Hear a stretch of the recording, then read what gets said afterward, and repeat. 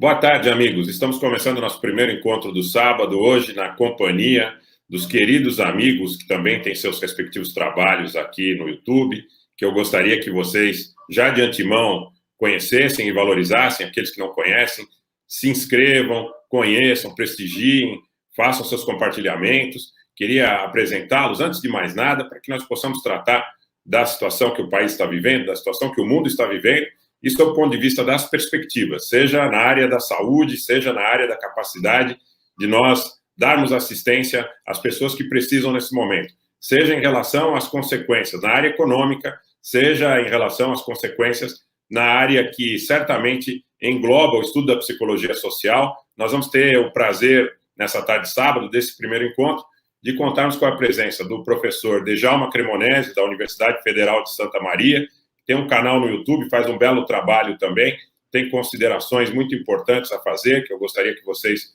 conhecessem, ouvissem e promovessem o trabalho dele para que outras pessoas também conhecessem. O querido amigo Tiago dos Reis, do canal Plantão Brasil, que faz um trabalho muito bacana também nas redes sociais, com vídeos muito conhecidos, um canal que já tem aí mais de 170 mil inscritos, não é isso, Tiago? Isso, tem 168 mil, se eu não me engano, uma coisa assim. Tá chegando lá, estamos crescendo. Chegando nos 170 mil inscritos, um belo trabalho. E conosco também o nosso amigo querido Cláudio Porto, do projeto da TV Jovens Cronistas, que eu sempre faço questão de reforçar, é um projeto feito a partir das periferias dos grandes centros urbanos. O Cláudio está em Mariporã, o Adriano, que é o responsável pelo projeto, está na zona leste da capital de São Paulo, na região de Guaianazes. Fazem um belo trabalho também, que merece o prestígio de vocês e as inscrições de todos vocês.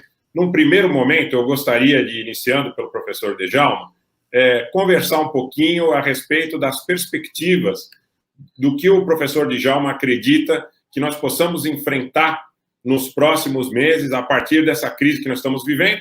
E, naturalmente, o professor Djalma está em Santa Maria, no Rio Grande do Sul, o Tiago dos Reis em Maceió, em Alagoas, e o Cláudio Porto, como eu disse, em Mariporã, em São Paulo, que o professor Djalma pudesse nos dizer quais ele acredita serem as perspectivas desses próximos momentos em relação à crise que nós estamos vivendo, e também falar um pouquinho, professor Djalma, da questão da situação específica em loco na região de Santa Maria, que, como nós conversávamos antes de começar o programa, é uma região que é confluência, é uma região importante, é um centro importante, com a presença do hospital da Universidade Federal de Santa Maria, acaba sendo um polo em toda a região. Boa tarde, professor Djalma.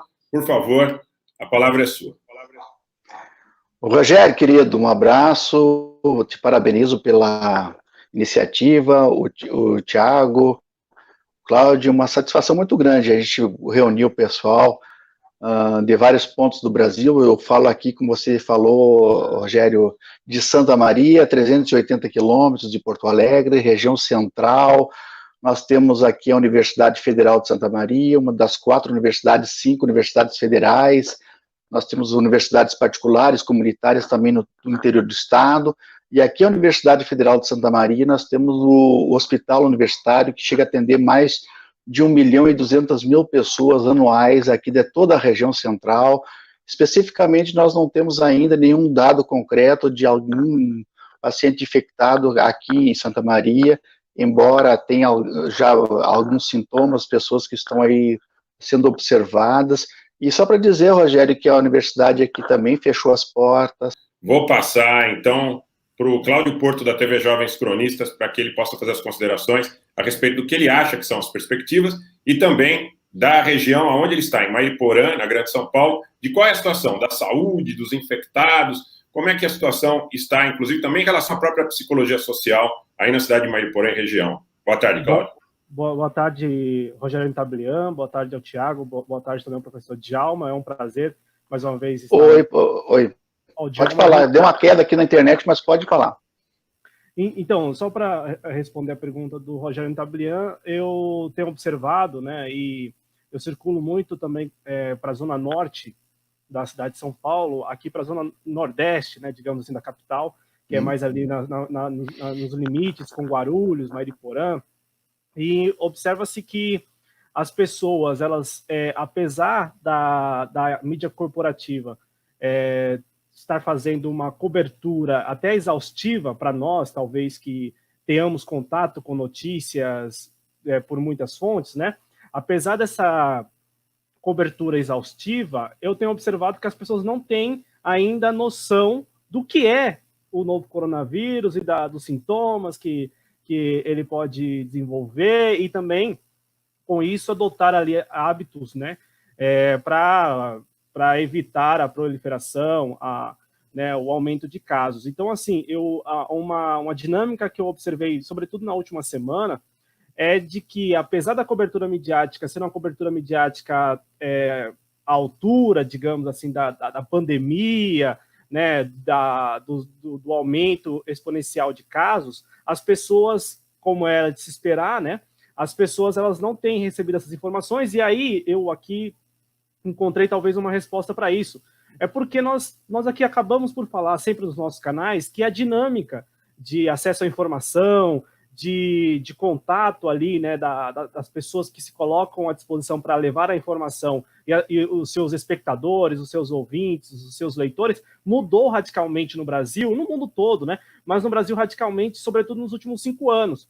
Então, hoje, apesar da TV Globo ou de qualquer outra emissora passar 24 horas no ar falando do novo coronavírus, muitas pessoas já não acessam e escolheram não acessar mais as informações via esse canal, né? Não canal televisivo apenas, estou falando esse canal que era o canal, digamos, tradicional, né? A pessoa parar em frente à televisão para receber a informação, para entender o que está acontecendo.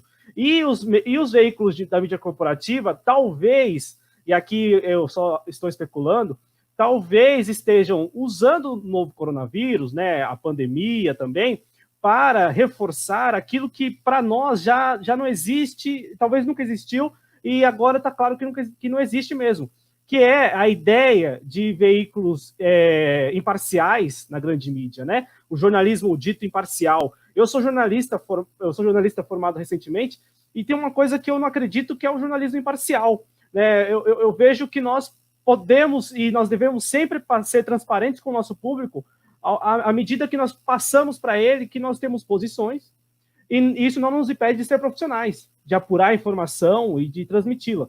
E a mídia corporativa, Anita Blian, e passando a palavra para os companheiros, eu tenho observado que tem feito o usado da pandemia e do novo coronavírus no Brasil, principalmente, para explorar nesse sentido, reforçando a todo momento que aquilo que eles fazem é jornalismo profissional. Perfeito, Cláudio, muito obrigado. Vou passar para o Tiago, o professor Djalma. Na sequência do Tiago, você pode complementar, nós temos um problema com a sua comunicação, passar para o Tiago do canal Plantão Brasil, Tiago dos Reis, com a palavra. O pessoal gosta muito de você aqui, Tiago, então muita gente... Obrigado. Mensagem para você, falando a respeito do seu trabalho. Por favor, a palavra é sua. Obrigado a todo mundo, boa tarde a todo o Brasil, todo mundo que está assistindo no mundo inteiro. E as previsões não são muito boas para o Brasil. Aqui em Maceió, o governo do estado até mandou fechar praia, restaurante... todo o comércio está fechado, exceto mercados e farmácias, mas ainda assim as pessoas estão nas ruas, há muita aglomeração nos mercados, não há aquilo de ter uma fila, como por exemplo na Europa, que a fila é uma pessoa, dá 1,5 metro, outra pessoa, não, aqui é todo mundo aglomerado, todo mundo gritando, todo mundo respirando no cangote um do outro, muita gente ainda não tem essa consciência, e isso eu coloco na conta do Bolsonaro, porque como falou o Cláudio, as pessoas não... Apesar da mídia fazer uma cobertura muito boa, as pessoas não acreditam na mídia, porque houve um projeto de emburrecimento de parte da população, em que eles foram doutrinados a não acreditar mais na mídia, acreditar cegamente na mídia bolsonarista, essa mídia de extrema-direita. E aí essa mídia de extrema-direita tem o posicionamento do Bolsonaro, que é, se o Bolsonaro fala que é só uma gripezinha, eles falam que é uma gripezinha, e as pessoas dizem, ó, eu tô me sentindo bem, eu vou sair na rua e que se dane. Ontem eu vi gente... conhecidos meus, bravos, porque o governador mandou fechar os bares, dizendo, pô, o nosso chopp foi cancelado, o governador mandou fechar os bares, o pessoal tá bravo com o governador, algumas pessoas, principalmente gente da elite, porque são os bolsonaristas, são os que acreditam nesse projeto de emburrecimento do Bolsonaro. Ele usa muito bem as comunicações para emburrecer as pessoas.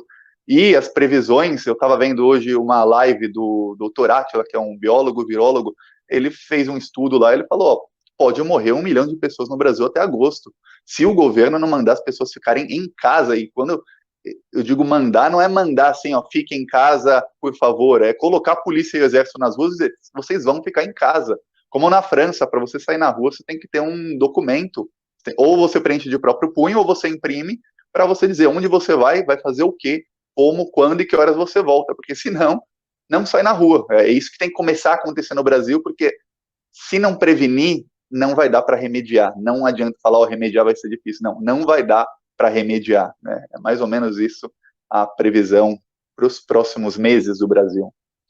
É desesperador. Não te escuto, Rogério.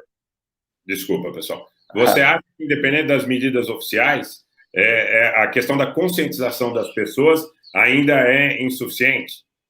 Bem insuficiente. Principalmente entre os bolsonaristas e, querendo ou não, eles são 30% da população, e 30% da população é muita coisa, e eles não têm essa conscientização, e não vão ter tão cedo, porque o presidente deles foi ontem lá no Ratinho falar que é uma gripezinha, que as igrejas deveriam estar abertas e tudo mais, e minimizar a crise e falar que não é nada.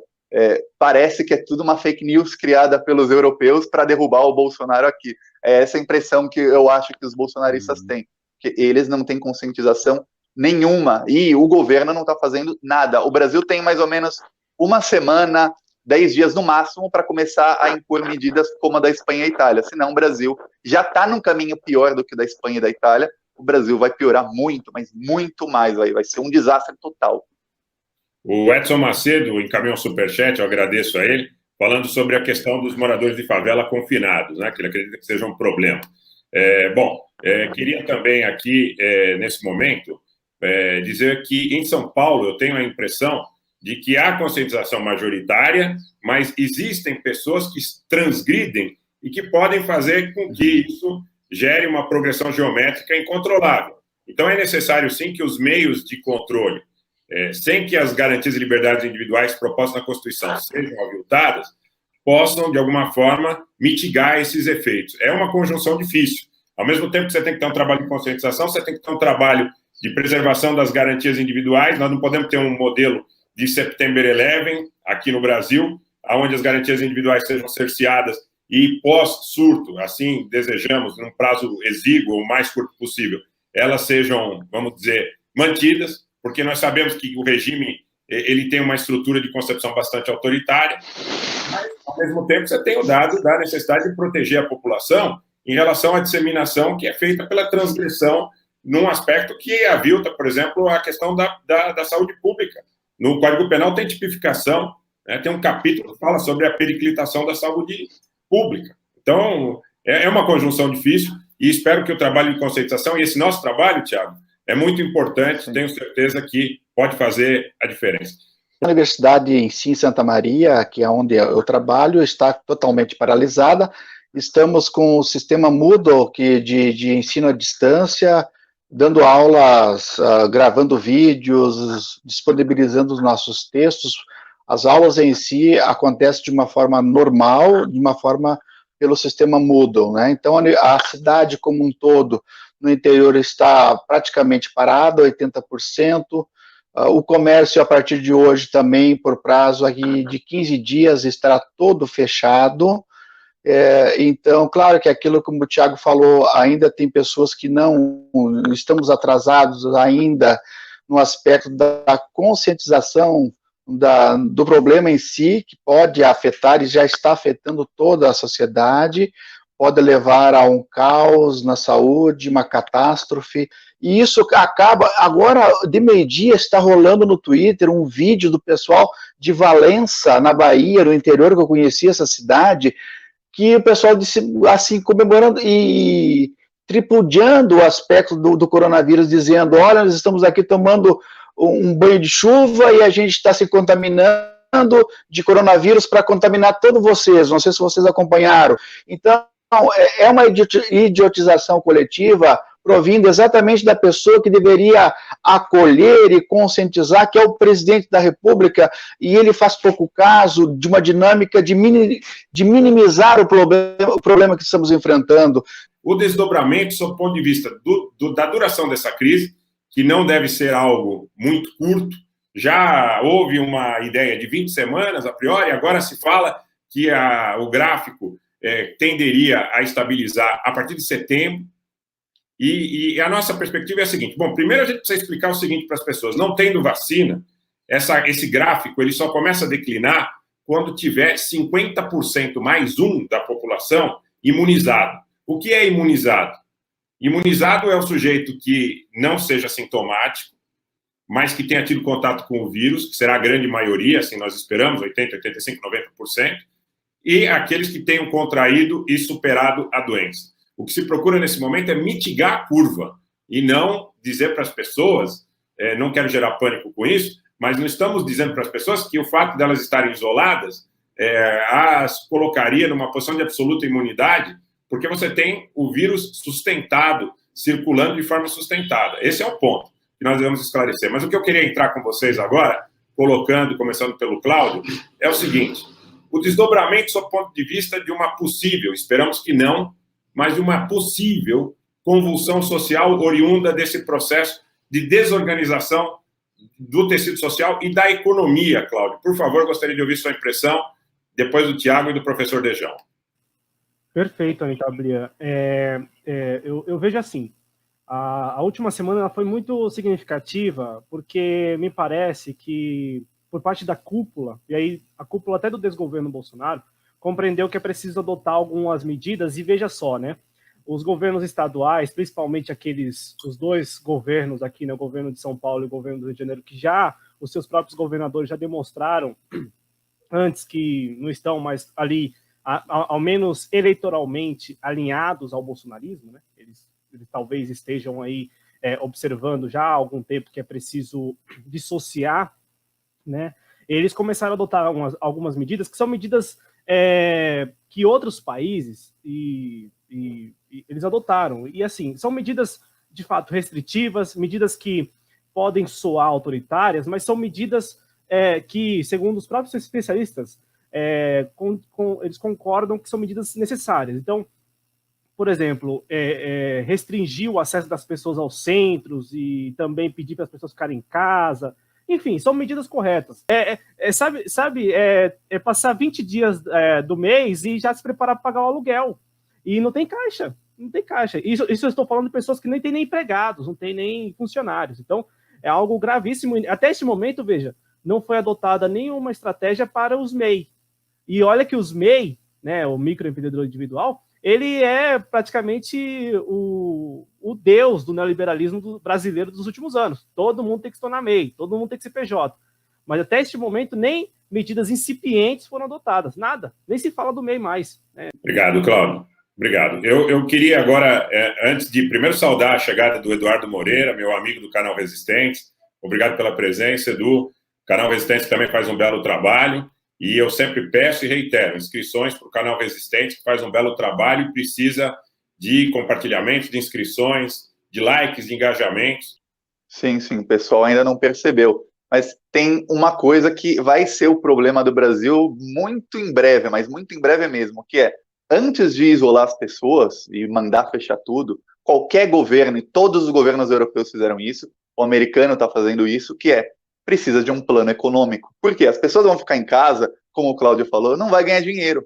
Quem é diarista, quem é cabeleireiro, tem milhares de empregos em que, se a pessoa não for trabalhar, a pessoa não vai ganhar dinheiro, e vai acontecer o quê? Vai ter mais miséria, mais pobreza e mais gente desesperada. E aí acontece o quê? Essa crise não vai acabar em 1 ou 2 meses, essa crise vai acabar 4, 5, 6, 7, 8 meses aí de crise, até porque o Brasil está demorando para tomar as atitudes. E se não tomar atitude econômica, vai ter muita miséria, vai ter muita gente que hoje é classe média, e até 2, 3 semanas atrás se considerava, talvez até hoje se considere, eu sou rico, eu ganho 10, 15 mil por mês, essa pessoa vai entender que ele é um assalariado como aquele que ganha só R$1.000 por mês. Vai ser uma situação desesperadora para essas pessoas, não vai ter saída para essas pessoas, e aí tem convulsão social, aí pode ter saque em lojas, pode ter muita coisa, porque a pessoa que não tem dinheiro para comprar comida, a pessoa fica desesperada, não adianta falar fique em casa, a pessoa não vai ficar, a pessoa vai precisar de dinheiro, e o Bolsonaro não tem nenhum plano, o plano dele é dar R$200 por mês para trabalhador informal, R$200 por mês não é nem a conta do Paulo Guedes num restaurante e diminuir salários. O próprio velho da Van lá, ele falou, ó, os meus mais de 20 mil colaboradores aqui, a gente vai diminuir o salário deles, mas se a crise continuar, a gente vai demitir todo mundo. Então, ou o governo Bolsonaro toma uma atitude,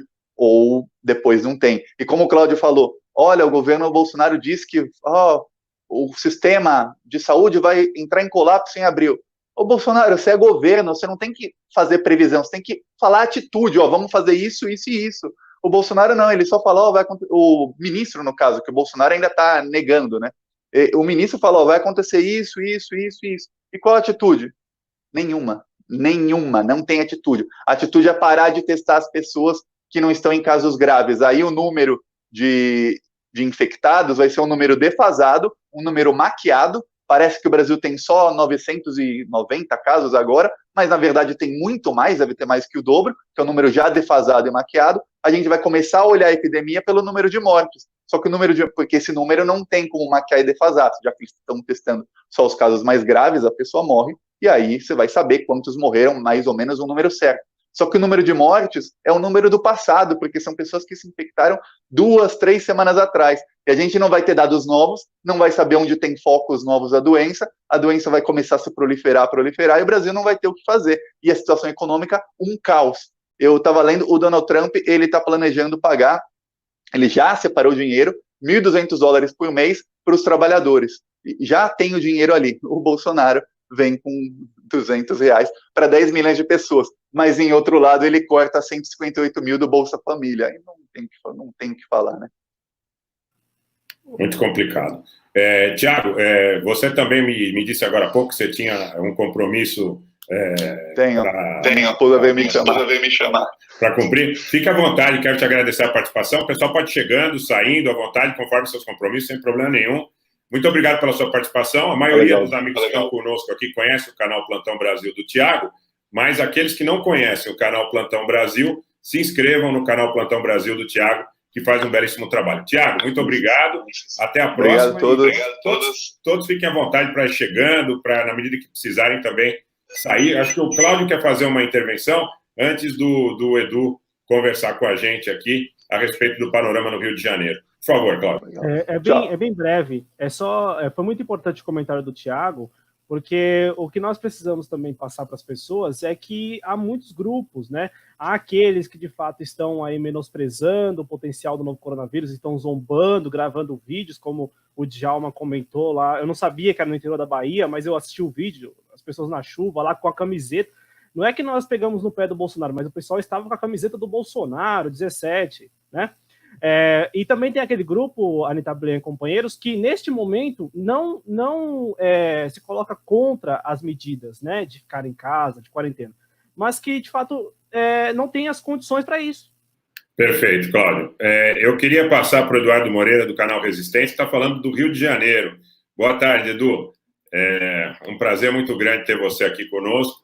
E eu queria, mais uma vez, você devia estar nos acompanhando, não sei a partir de que momento que você começou a nos acompanhar, mas eu queria que você entrasse falando alguma coisa a respeito da situação do Rio de Janeiro, né, e da região metropolitana, e em relação ao que você está assistindo, ao que você está vivenciando. Antes de passar para o professor Djalma, que já regressou conosco aqui na live, eu queria que você falasse um pouco, desse uma pincelada a respeito da situação no Rio de Janeiro, onde você se encontra. Maravilha, Rogério. É sempre um prazer. Está voltando o som. É sempre um prazer estar aqui contigo. Eu tenho muito pouco tempo aqui, porque eu estou aqui ajudando nos afazeres domésticos, como todo mundo deve estar fazendo, né? Mas eu não podia deixar de prestigiar o teu canal, adoro o teu canal, e conhecer, e estar presente aqui pela primeira vez com o Djalma e com o Cláudio. Um grande prazer estar com vocês, estamos juntos nessa trincheira. Já indico o canal de vocês e peço aqui, Rogério, eu estou vendo aqui, pelo menos pela minha marcação, que tem mais de 480 pessoas nos assistindo e 347 likes. Tem mais de 100 pessoas sem dar like aí, pelo menos. Então, pessoal, tasquem o dedo no positivo aí, porque é muito importante termos o canal do Rogério cada dia mais forte, mais potente. Rogério, respondendo a tua pergunta, é o seguinte: eu estou confinado em casa desde quinta-feira. E o governador do Rio talvez tenha sido o primeiro e o mais radical, né, com medidas mais radicais. Está quase proibida a circulação de pessoas. Eu, quarta-feira, ainda tive que ir no meu trabalho, antes de entrar no teletrabalho, e no restaurante em que eu normalmente faço minhas refeições, eu fui lá fazer a minha refeição. É um restaurante muito amplo, com muitas mesas, só tinham 2 mesas ocupadas, e a menina na entrada, era um restaurante aquilo, a menina que dá o papel na entrada me disse o seguinte: o senhor está sempre vindo aqui, amanhã a gente já não vai abrir. A ideia é só abrirmos dia 1º de abril. Então, se discute muito. E essas decisões do governador foram muito radicalizadas, não foram? Eu só vejo 2 hipóteses possíveis, eu não sei se os amigos concordam. Ou as autoridades estão já com informações de que a coisa, de fato, já ganhou uma dimensão muito pior do que está sendo publicizado e estão tomando as medidas, ou a segunda hipótese é que o governador quis largar na frente para surfar uma onda uma onda política de que é aquele cara que se preocupa com a população. Esse governador do Rio, na minha humilde opinião, é uma figura absolutamente detestável.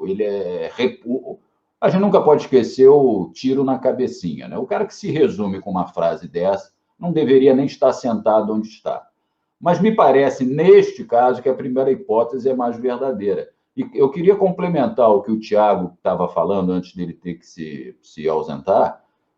Eu ainda acredito pior, muita gente vai falecer sem saber que foi por essa doença, ou sem o poder público saber que foi por essa doença. Isso é que é o mais dramático. Quer dizer, hoje os números dos infectados, como o Tiago estava dizendo, são muito maiores do que os revelados, até porque ninguém está podendo fazer o teste.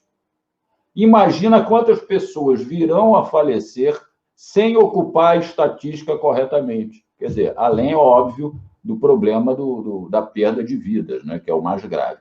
Então, e essa atitude desse governo, o Rogério, o Cláudio, o Djalma, como vocês já bem colocaram, eu não tenho nada a acrescentar, é lamentável, né? Um plano econômico que não atende a ninguém. Como o Cláudio estava dizendo, R$200 para poucos informais, só aqueles que têm o tal preenchimento do cadastro, não é para todo mundo, não. É um valor inferior ao que eles quiseram botar para o BPC, rapaz. Isso é uma vergonha. O governo não pode se endividar? Pode sim, é um momento de guerra sanitária praticamente, é um momento que a vida das pessoas está em jogo, que o governo imprima dinheiro, que o governo se endivide, tem que dar dinheiro para as pessoas e para o pequeno e microempreendedor, para o pequeno comerciante. E a gente fica cobrando, tem que dar garantia de emprego para as pessoas, tem sim, na minha opinião. Agora, como é que um pequeno comerciante, dono desse restaurante que eu falei com vocês, pode manter todo o salário e os empregos se ele não tem renda, se ele não consegue vender o seu alimento, vender, né, os seus pratos? Então, tem que ter também incentivo para o pequeno comerciante, para o médio comerciante, sem dúvida alguma. O governo tem que ajudar.